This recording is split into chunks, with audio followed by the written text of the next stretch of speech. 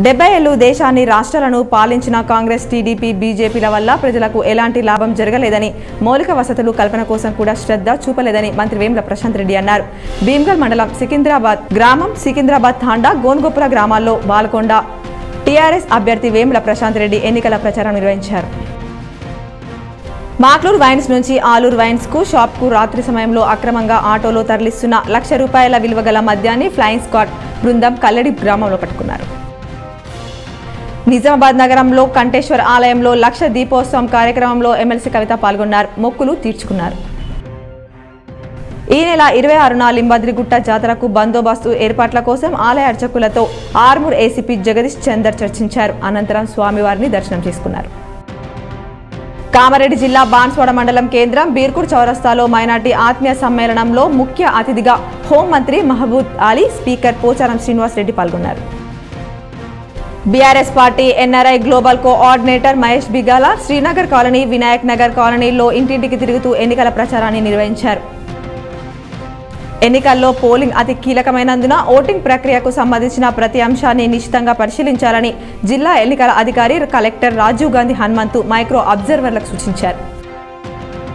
మాక్లూర్ మండలంలోని మాణిక్ బండర్ గ్రామంలో జీవన్ రెడ్డి సతీమణి రజితారెడ్డి కారు గుర్తుకు ఓటేసి జీవన్ రెడ్డిని గెలిపించాలని ఇంటింటికి తిరుగుతూ ఎన్నికల ప్రచారం నిర్వహించారు.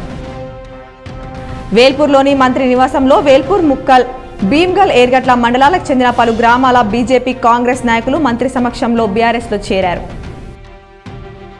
జక్రాన్పల్లి మండలంలోని బ్రాహ్మణపల్లి, కొలిప్యాక్, మనోహరాబాద్, అర్గుల్, మునిపల్లి, లక్ష్మాపూర్, నారాయణపేట, జక్రాన్పల్లి గ్రామాల్లో గ్రామీణ కాంగ్రెస్ పార్టీ అభ్యర్థి భూపత్ రెడ్డి ఎన్నికల ప్రచారం నిర్వహించారు. తెలంగాణలో బీజేపీ అధికారంలోకి వస్తే 3 షుగర్ ఫ్యాక్టరీలను తిరిగి ప్రారంభిస్తామని కేంద్ర హోంశాఖ మంత్రి అమిత్ షా అన్నారు. మెట్పల్లిలో సోమవారం జరిగిన సకల జనుల విజయ సంకల్ప సభలో ఆయన పాల్గొని మాట్లాడారు. నిజామాబాద్లో బీడీ కార్మికుల కోసం 500 పడకల ఆసుపత్రిని నెలకొల్పుతామని హామీ ఇచ్చారు. కొరుట్లలో బీజేపీ అభ్యర్థి ధర్మపురి అరవింద్ను గెలిపించాలని అన్నారు. నిజామాబాద్ రూరల్ ఎమ్మెల్యే బాజిరెడ్డి గోవర్ధన్ తరపున దర్పల్లి మండల్ గోవింద్పల్లిలో గొల్లెం దాస్ ఎన్నికల ప్రచారం నిర్వహించారు. ఎమ్మెల్యే ఆదేశాల మేరకు ఇంటింటి ప్రచారం చేశారు. నవిపేట మండల కేంద్రంలో బీఆర్ఎస్ పార్టీ అభ్యర్థి షకీల్ తరపున ఆమె సతీమణి ఆయిషా ఫాతిమా మండల కేంద్రంలో మహిళలతో కలిసి గడప గడపకు ప్రచారాన్ని నిర్వహించారు.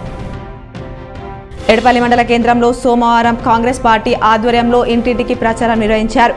కాంగ్రెస్ 6 గ్యారంటీల్లో అంశాలను ప్రస్తావిస్తూ ఓటర్లకు తెలియపరిచారు. బోధన్ నియోజకవర్గం శాసనసభ ఎన్నికల్లో భాగంగా అబ్బాపూర్ గ్రామంలో టీఆర్ఎస్ పార్టీ ఎన్నికల ప్రచారాన్ని బీఆర్ఎస్ పార్టీ నాయకులతో కలిసి society chairman Nelakanti Abbanna, sarpanch Srinivas, MPTC Sailu ఇంటింటి ప్రచారం నిర్వహించారు.